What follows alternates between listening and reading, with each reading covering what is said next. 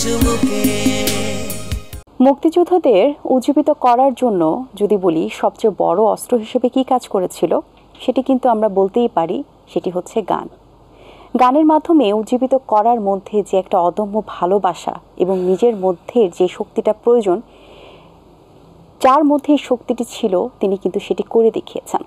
তিনি মুক্তিযোদ্ধাদের গানের মাধ্যমে এত ভালোভাবে উজ্জীবিত করেছেন যে মুক্তিযোদ্ধাদের জন্য তাদের চলার পথটা, সেই কঠিন পথটা অনেক বেশি সহজ হয়ে গেছে। দর্শক, যার কথা বলছি তাকে আপনারা সকলেই চেনেন এবং অত্যন্ত ভালোবাসেন। আজ ২৬শে মার্চ মহান স্বাধীনতা দিবস। এই দিবস উপলক্ষেই আমাদের মাঝে উপস্থিত রয়েছেন সঙ্গীত শিল্পী রফিকুল আলম। শুভ সকাল স্যার, কেমন আছেন? ভালো আছি, বেশ ভালো আছি স্যার। আমরা স্বাধীনতা তো অর্জন করেছি, স্বাধীনতা অর্জন করার পরে স্বাধীনতা রক্ষা করা যে কঠিন, এই উক্তিটি সম্পর্কে আমরা তো সবাই অবগত। সো রক্ষা কতটুকু করতে পেরেছে এবং তরুণ প্রজন্ম কতটুকু করতে পারছে বলে আপনি মনে করেন? দেখো, স্বাধীনতা নিয়ে আমি যখন কথা বলি তখন বলি যে স্বাধীনতার অর্থটা হচ্ছে ঠিক উল্টো পিঠেই হচ্ছে সেই একটা শব্দ, সেটা হলো দায়িত্ব। হ্যাঁ, এখন এই দায়িত্ব আমরা পরবর্তী প্রজন্মকে আমরা দিয়ে দিয়েছি।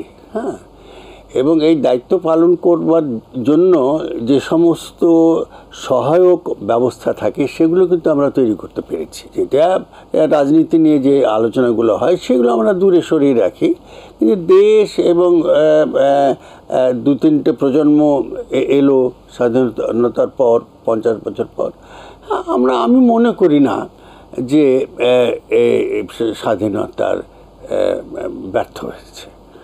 আমি তা মনে করি না। এটা তো অনেক বড় আলোচনা হয়, এই আলোচনা করবার উপযুক্ত মুখপাত্রও আমি নই, আমার অত জ্ঞানও নেই। আমরা গানের মানুষ, গান করবার জন্যেই আমার সম্ভবত জন্ম হয়েছে, কারণ একেবারে আমার মনে পড়ে তখন থেকে আমি গান নিয়ে চিন্তা করি। তারপর মানে চিন্তাটা আমার প্রায়, এটা বারবার আমি বলে থাকি যে আমার সমস্ত দিনের 80% বেশি সময় কিন্তু আমার ভেতরে গানের চিন্তাটা কাজ করে। আর চর্চার বিষয়গুলো বিভিন্ন রকম, সকাল বিকেল কখন, তারপরে আমাদের শিক্ষা গুরুদের যে শিক্ষা, সেটার একটা পর্যায় থাকে। হ্যাঁ, ফলে আমি মনে করি যে আজকে ধরো স্বাধীনতা হয়েছে একটা প্রক্রিয়ার মাধ্যমে, একটা যুদ্ধ প্রক্রিয়ার মাধ্যমে। তার ফলে হয়তো আমার মতো একজন শিল্পী জন্মগ্রহণ করেছে। জন্মগ্রহণ করা মানে কি, শিল্পী হিসাবে জন্মগ্রহণ করা, অর্থাৎ মানুষ জানলো যে আমি ভালো গান গাইতে পারি। দেশ স্বাধীন না হলে তো ওইভাবে আমি আসতে পারতাম না। স্যার, মুক্তিযুদ্ধে গানের যে ভূমিকা, এটা কতটুকু ছিল এবং যে এটা একটু আপনার কাছে জানতে, এবং ওই সময় যে গান গাওয়ার যে একটা স্পিরিট, মনের মধ্যে যে একটা সাহস, একটা অদম্য যে চেতনা, এটি আপনার মধ্যে কতটুকু কাজ করেছে? এইটা তখন আমি প্রথম দিকে অতখানি গভীরভাবে চিন্তা করার সুযোগ হয়নি, কারণ তখন আমরা বিপন্ন অবস্থায় দেশ ছেড়ে চলে গেছি, একটা অনিশ্চিত ভবিষ্যতের দিকে চলে গেছি। তারপর যখন স্বাধীন বাংলা বেতার কেন্দ্রে গান গাইতে গিয়েছি, তখন বুঝেছি যে যারা এই ভূখণ্ডে আটকে পড়েছিলেন সবাই তো আর যেতে পারতেন না। তাদের মনোবল জাগানোর জন্য এবং তাদেরকে আরও উদ্যমী হওয়ার জন্য যে ভূমিকাটা পালন করেছিল, সেটা গানই সব থেকে বেশি করেছিল। টকশো এবং অন্যান্য চাইতে গানই বেশি প্রাধান্য পেয়েছিল। গান দিয়েই আমরা মানুষের মধ্যে বেশি ঢুকতে পেরেছিলাম, এটা আমার ধারণা।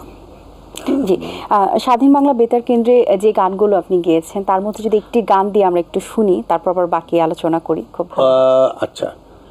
যাই যদি যাক প্রাণ, তবু দেব না গোলার ধান। যাই যদি যাক প্রাণ, তবু দেব না গোলার ধান। দেব না আমার মাঠের সবুজ আর খামার সাজানো স্বপ্নের সম্ভার। আমি দেব না অবুজ সবুজ সোনালি রূপালি ফুল বাগান। যাই যদি যাক প্রাণ, তবু দেব না গোলার ধান।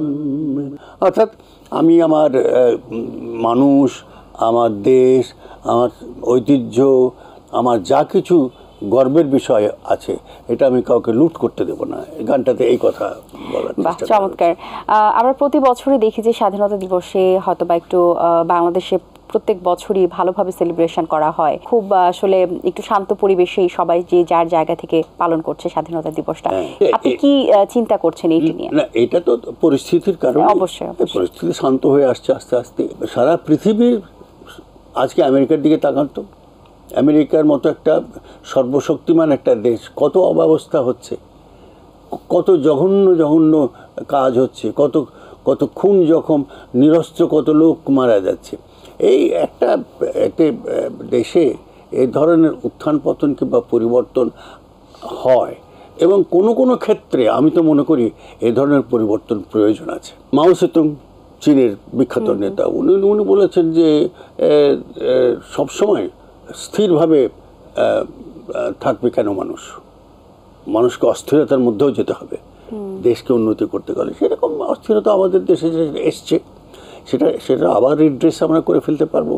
আমাদের দেশের মানুষ এক একটা পর্যায়ে, আমি এই কথাও বারবার বলে থাকি, সবসময় বলে থাকি যে বাংলাদেশের মানুষ কিন্তু উপযুক্ত সময়ে খুব উপযুক্ত পরিবেশ তৈরি করবার জন্য ত্যাগ স্বীকার করতে পারে।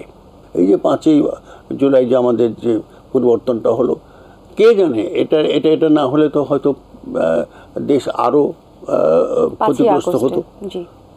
এটা ভেতরে নিশ্চয়ই, তা নাহলে এতগুলো মানুষ ইনভলভ হলো কি করে?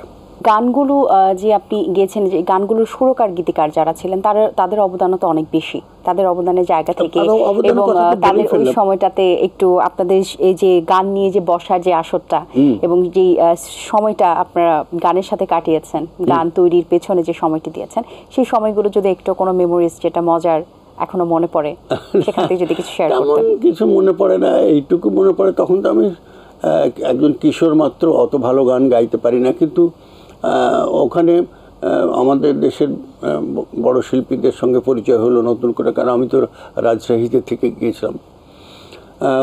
যে ওই একটাই সব গান সকালবেলায় শুরু হতো, রাত 11টা-12টা পর্যন্ত চলতো।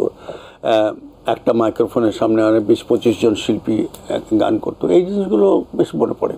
আচ্ছা, এখন তো নতুন নতুন গান তৈরি হচ্ছে। আগের যুগের যে গানগুলো ছিল স্বর্ণময়ী গান, এবং এখনকার যুগের গানগুলোর সাথে যে পার্থক্যটা, সেটা কেমন দেখছেন? এবং আপনাদের সময়ের একটি গান অবশ্যই আপনার কণ্ঠে শুনতে চাই। হয়েছে কি জানো, গানের যে স্বর্ণযুগ বলা হয় না, এইটা কিন্তু আমি কথাটা খুব সত্যি কথা, যে একটা গানের একটা খুব ভালো উপযুক্ত পরিবেশ থাকে, সেটাকে আমরা স্বর্ণযুগ বলে থাকি। আমাদের দেশেও হয়েছে এরকম, পশ্চিমবঙ্গের, ভারতের অন্যান্য জায়গায়, আমেরিকার অন্যান্য জায়গায় হয়েছে। এবং সময় যদি বলা যায় তাহলে 50-এর দশক থেকে কিন্তু ওই যেটাকে স্বর্ণযুগ বলি আমরা, সেটা একেবারে আমাদের 85 সাল পর্যন্ত চলেছে। এইটার কারণ বোধ হয় পৃথিবীতে মানুষের চিন্তা মননের একটা কাল এবং সময়ের একটা বোধহয় সুযোগ থাকে, কিংবা বিশেষ একটা পরিবেশ তৈরি হয়, যে কারণে নতুন নতুন সৃষ্টি হয়, খুব উপযুক্ত শিল্পসম্মত জিনিসপত্র তৈরি হয়। সেটা শুধু গান নয়, ছবির ক্ষেত্রেও তাই হয়েছে, দেখো, সাহিত্যের ক্ষেত্রেও তাই হয়েছে। কিন্তু তার অর্থ এই নয় যে ধরো আমাদের যে গত 10 বছর আগে যে গানগুলো হয়েছে সেগুলো স্বর্ণযুগের মতো নয়, এটা বলা যাবে না। কিন্তু আজ থেকে 25 বছর পর হয়তো তখনকার প্রজন্মের শিল্পীরা আমাকে নিয়ে আলাপ করবে, আমাদের শিল্পীদেরকে নিয়ে আলাপ করবে, সুবীর নন্দীকে নিয়ে আলাপ করবে, হ্যাঁ, সৈয়দ আব্দুল হাদী সাহেব ভাইকে নিয়ে আলাপ করবে, বিভিন্ন শিল্পীদের নিয়ে, যে এরা স্বর্ণযুগের মতো শিল্পী। তো পরিবর্তন হয়তো গানে সেই কারণেই আর আছে, একটু বক্তব্য নেই তা না। এখন একটা প্রযুক্তির কথাটা না বললেই হবে না, যে প্রযুক্তি কিন্তু গানকে সাংঘাতিকভাবে প্রভাবিত করে। তো আর প্রযুক্তির যোগ হলে মানুষের, যেমন গানের কথা বলছি আমি, গানের সঙ্গে তুমি যদি একটা প্রযুক্তিগত এলিমেন্ট যুক্ত করো, তাহলে কিন্তু মানুষের মনের কাছে পৌঁছতে অসুবিধা হয়, মানুষের হৃদয়ে জায়গা করে নিতে অসুবিধা হয়। কারণ এই যে তোমার সামনে দাঁড়িয়ে বসে যখন আমি গান গাইবো, সেটার ইনভলভমেন্ট একরকম হবে তোমার, আর তুমি কাজ করছো, তোমার ডিভাইসে মোবাইল ফোনে গান বাজছে, ওটার একটা ব্যাপারটা একটু আলাদা হবে, নিমগ্নতা তোমার থাকবে না, সেটাও একটা কারণ। আচ্ছা, তাহলে এই মুহূর্তে আপনার কণ্ঠে একটি গান শুনে নিতে চাই। আপনার খুব পছন্দের একটি গান শুনতে চাই, কোন গানটি শুনতে? পছন্দের গান তো আমার অনেক, তো আমার পছন্দের, মানুষেরও পছন্দের গান আছে। আর আমার গানগুলো বেশিরভাগই তো একটু বিরহের কথা থাকে, বেদনার কথা থাকে। সেদিকে না গিয়ে যদি একটা হালকা গান করি, হালকা গান আমি খুব কম করেছি, একটু করছি আমি। উত্তরে যাব না, দক্ষিণে যাব না, যাব না গো পূর্ব পশ্চিমে, দিন কাটাবো তোমারই প্রেমে, প্রেমে দিন কাটাবো তোমারই প্রেমে। আমি উত্তরে যাব না, দক্ষিণে যাব না, যাব না গো পূর্ব পশ্চিমে, দিন কাটাবো তোমারই প্রেমে। এই হালকা গানও আমাদের গাইতে হয়। চমৎকার। প্রেমের গানও আপনার কণ্ঠে অসম্ভব সুন্দর লাগে সবসময়, প্রত্যেকটা গানই আপনি এত সুন্দরভাবে গান, প্রত্যেকটা গানই শুনতে বেশ বেশ বেশ ভালো লাগে। আচ্ছা, আমরা তো ঈদের কাছে চলে এসেছি, আর কয়েকদিন পরে ঈদ। তো ঈদকে ঘিরে ফ্যামিলির সাথে সব মিলিয়ে প্রোগ্রামে ব্যস্ততা অবশ্যই আপনার থাকবে, সব মিলিয়ে কি প্ল্যানিং রয়েছে? এই যে আগে আমরা একটু বাড়িটারে যেতাম, আজকাল বাড়িতে যেহেতু রাস্তাঘাটের অবস্থা বেশ কঠিন, খুবই জ্যাম, প্রচণ্ড জ্যাম, ভিড়, রাস্তায় ভিড়, তাই আমরা হয়তো বাইরেটারে খুব একটা যাব না। তবে এই কথা ঠিক, আমার আত্মীয় স্বজন, আমার ছেলের বন্ধুবান্ধব, ছেলের এবং যাদের সঙ্গে খুব নিকট সম্পর্কের মানুষদেরকে নিয়ে আমরা খুব সময় কাটাই ঈদের সময়। তবে এবার বোধহয় বাইরে আর যাব না কোথাও। আমরা সাধারণত ঈদের পরের দিন চলে যাই বাইরেটারে কোথাও, এবার বোধহয় যাওয়া হবে না। আচ্ছা, ছোটবেলার তো একটা সময় ছিল যখন নতুন জামা কাউকে না দেখানোর একটা ঝোঁক ছিল, এবং নতুন জামা কিনে লুকিয়ে রাখা, সালামি পাওয়ার যে একটা বিষয়, সব মিলিয়ে এইবার এই সময়ের যে ঈদটা আপনি পালন করছেন, এই সময়টা আর আপনার ছোটবেলার সময়টা, কোনটা বেশি আসলে মনে পড়ে?